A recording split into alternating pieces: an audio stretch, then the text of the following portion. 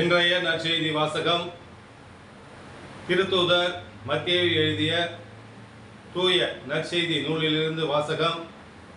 அதிகாரம் 5, இறை வார்த்தைகள் 13 முதல் 16 முடிய.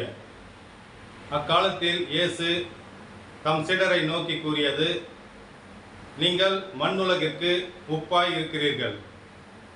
உப்பு ஓர்பற்று போனால் எதை கொண்டு அதை ஓர்புள்ளதாக்க முடியும்? அது வெளியில் கொட்டப்பட்டு மனிதரால் மிதிப்படும், வேறு ஒன்றுக்கும் உதவாது. நீங்கள் உலகிற்கு ஒளியாயிருக்கிறீர்கள்.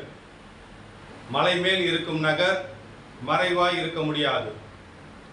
எவரும் விளக்கை ஏற்றி மரக்காலுக்குள் வைப்பதில்லை, மாறாக விளக்கு தண்டின் மீதே வைப்பர். அப்பொழுதுதான் அது வீட்டிலுள்ள அனைவருக்கும் ஒளி தரும். இவ்வாறே உங்கள் ஒளி மனிதர் முன் ஒளிர்க. அப்பொழுது அவர்கள் உங்கள் நற்செயல்களைக் கண்டு உங்கள் விண்ணக தந்தையை போற்றி புகழ்வார்கள்.